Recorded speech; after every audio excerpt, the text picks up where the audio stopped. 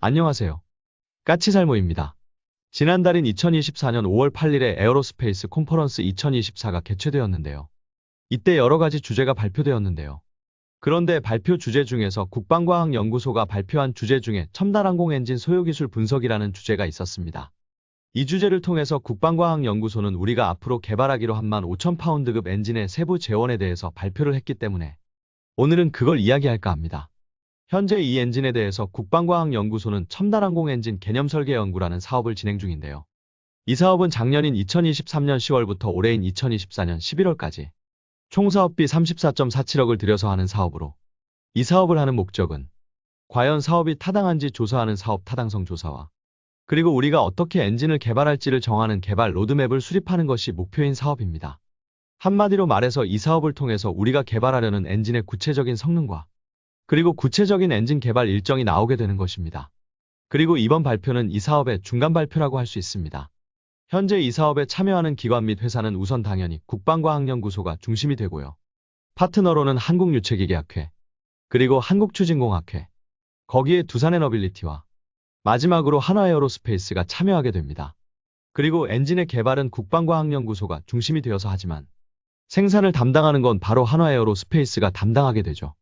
여러분도 알겠지만 한화에어로스페이스는 우리나라에 도입된 각종 전투기들의 엔진을 라이센스 생산한 회사로 F-16과 F-15 거기에 FA-50과 KF-21의 엔진의 면허 생산을 담당하고 있는 회사이기도 합니다. 그럼 우선 앞서서 우리나라의 엔진 개발은 지금 어떻게 이루어지고 있는지를 살펴보면요. 지금 우리나라의 엔진 개발 진행 상황을 보면 우리나라는 지금 5,500파운드급 엔진을 개발 중이고 지금 현재는 10,000파운드급 터보팬 엔진의 핵심 기술인 공력 냉각 설계 및 시험평가 기술을 연구하고 있습니다. 5,500파운드 엔진은 내년인 2025년에 완성이 되어서 2026년부터 실제 무인기에 탑재되어서 시험이 이루어지게 될 것입니다. 그리고 현재 이 엔진의 정확한 용도가 알려져 있지 않지만 제가 저번에 이야기한 로열 윙맨 무인전투기에 이 엔진이 탑재될 가능성이 높습니다. 그리고 2030년까지 10,000파운드급 엔진이 개발되어서 가오리 X 기반의 무인 스텔스 정찰기에 장착될 것입니다. 참고로 우리의 무인 스텔스 정찰기는 2033년에 실용화할 계획입니다. 그리고 20,000파운드 엔진의 애프터버너를 장착해서 가오리 X 기반의 무인 전투기에 탑재하겠다는 생각입니다. 그런데 여기서 여러분이 알아야 할 건 왜 우리가 갑자기 국산 제트 엔진을 개발하냐는 것입니다.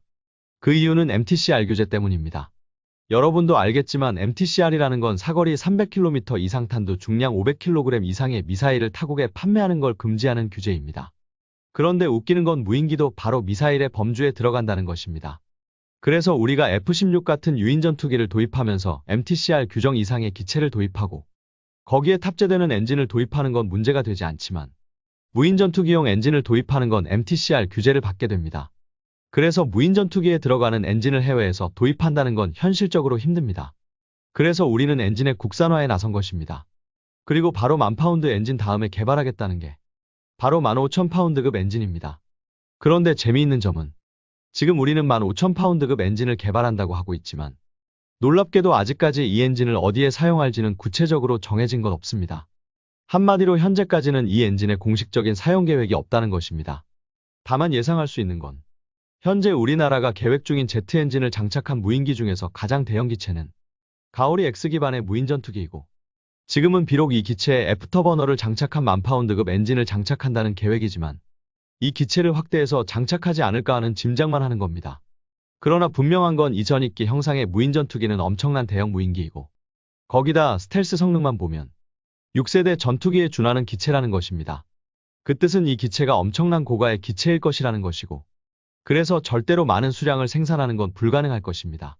그래서 제가 저번 영상 말미에 카이가 우리가 개발하는 로열 윙맨의 크기를 대폭 키우려고 한다고 이야기하면서 그 이유로 우리가 개발한 15,000파운드급 엔진을 장착하기 위해서 아닐까 하는 이야기를 한 것입니다.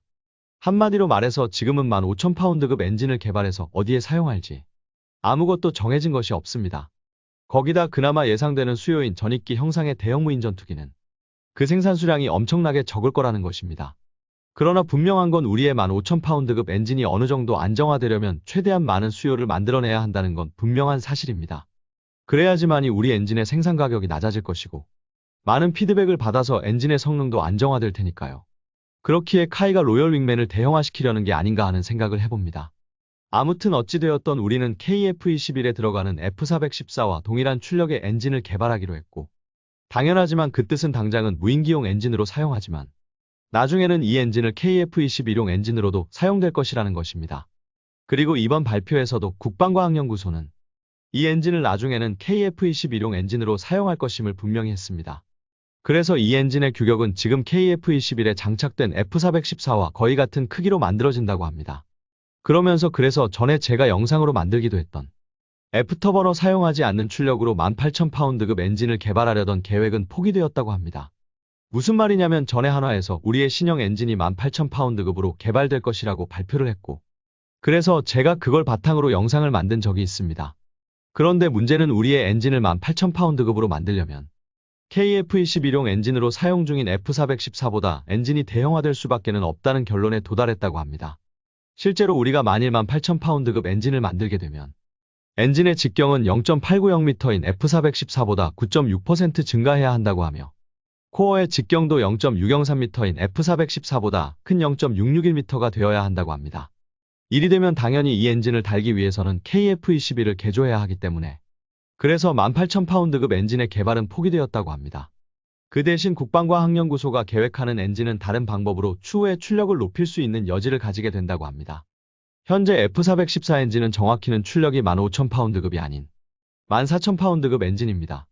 그런데 우리가 계획하는 엔진은 진짜로 출력이 15,000파운드급 엔진이고, 그래서 결론적으로 이야기해서 우리의 엔진이 F414보다 대략 1000파운드가 출력이 더 높은 겁니다. 그럼 어떤 차이가 이런 출력 차이를 가져오느냐 하면은요. 우선 공기 흡입량이 F414보다 많다고 합니다. F414의 공기 흡입량은 78.6kg인데요. 우리의 엔진은 공기 흡입량이 82.4kg입니다. 그리고 목표하는 TIT가 더 높을 가능성이 높습니다. 여기서 TIT라는 건 쉽게 이야기해서 터빈의 입고 온도를 이야기하는 것으로 흔히들 이 TIT가 얼마나 높냐에 따라서 엔진의 성능을 평가할 정도로 중요한 지표입니다. 실제로 우리가 개발 중인 5,500파운드급 엔진의 TIT는 1350도에 불과하고 이건 미국의 최신 엔진에 비하면 기술적으로 40년은 뒤처진 기술력이라고 합니다. 참고로 F414의 TIT는 1577도라고 합니다. 그러나 F414도 미국의 최신 엔진에 비하면 20년 전에 개발된 엔진에 불과하죠. 그럼 미국의 최신 엔진은 어느 정도의 TIT를 가지고 있느냐 하면은요. 당장 F35용 엔진인 F135 같은 경우를 보면 TIT가 무려 1980도에 달한다고 합니다. 그렇기에 우리의 5,500파운드급 엔진과 미국의 최신 기술과는 그 격차가 40년 이상이라고 하는 것입니다. 그럼 우리의 15,000파운드 엔진은 얼마의 TIT를 가질 것인가 하면은요. 우리의 신형 엔진은 당장은 우선 1577도가 목표라고 합니다. 한마디로 F414와 똑같은 것입니다. 그럼 이게 가능할 것이냐고 했을 때 정확히는 이걸 초과 달성할 가능성이 높다는 겁니다. 왜 초과 달성할 거라고 예상이 되냐면요. 우리나라의 제트 엔진은 아직 5,500파운드급에서 TIT가 1350도에 불과하지만 문제는 가스터빈 엔진으로까지 영역을 확대하면 이미 두산에너빌리티에서 개발한 가스터빈이 TIT가 1500도가 넘는다고 합니다. 거기다 두산에너빌리티는 올해인 2024년에 출시하는 신형 가스터빈에서는 TIT가 1600도를 넘을 것이라고 하고 있기 때문에 이미 우리의 기술력은 F414의 TIT는 뛰어넘었다고 할 수 있습니다. 그렇기에 우리가 개발하는 15,000파운드급 엔진은 F414보다 더 높은 TIT를 가지게 될 것으로 보입니다. 그리고 이 뜻은 우리의 엔진의 출력이 15,000파운드 이상일 거라는 뜻이기도 합니다. 그리고 재미있는 점은 제가 전에 우리가 개발하는 엔진이 지금 우리 KF-21에 사용 중인 F414 GE400K 엔진이 아니라 이 엔진보다 발전된 F414 2급 엔진이라고 이야기했는데요. 물론 우리가 개발하는 엔진은 엔진의 크기를 키우지 않기 위해서 18,000파운드의 출력은 포기했지만 실제로 이번에 나온 엔진의 구조는 F414 2와 상당히 흡사합니다. 이게 무슨 말이냐고 하면요. 우선 F414의 발전 계보를 알아야 하는데요. F414는 내구성을 강화하고 터빈을 다시 설계해서 지금의 7단 터빈에서 6단 터빈으로 변경하고 내구도를 3배 증가시키고 연비를 2% 개선한 F414 EDE 엔진이라는 걸 선보이게 됩니다. 그리고 팬과 코어 압축기 등을 재설계를 해서 출력을 20% 향상한 F414 EP 엔진이라는 걸 선보이게 되고 이 두 가지 엔진의 장점을 가지고 와서 출력이 18% 향상되고 내구도도 향상된 F414E라는 엔진을 선보이게 됩니다. 그런데 지금 우리가 개발한다는 엔진의 구조가 딱 F414E의 구조와 똑같습니다. 무슨 말이냐면 이런 발전된 F414의 공통된 특징이 있는데요. 그건 바로 엔진의 공기흡입량을 늘리고 무엇보다도 터빈을 기존 7단 터빈에서 6단 터빈으로 변경해서 엔진의 신뢰성을 높였다는 것입니다. 그런데 이번 우리 국방과학연구소가 발표한 우리의 엔진도 6단 터빈을 채택하고 있습니다. 그래서 우리가 개발한다는 신형 엔진은 그 구조적인 특징이 정확히 F414 400K보다는 F414ED 엔진이나 F414EE 엔진과 더 가깝습니다. 물론 아직은 우리의 기술력이 부족해서 우리의 엔진이 F414EE급이라고 이야기하지 못하고 그래서 출력도 당장은 15,000파운드를 목표로 하지만 당연히 공기흡입량이나 그리고 터빈의 구조가 F414EE급과 똑같기 때문에 충분한 온도의 TIT를 확보하고 충분한 강도의 터빈이나 코어만 확보된다면 우리의 엔진도 F414EE와 같은 출력을 낼 수 있을 거라고 봅니다. 한마디로 기본 구조는 F414EE와 똑같다는 것입니다. 그리고 이건 상당히 의도된 설계라고 할 수 있을 것입니다.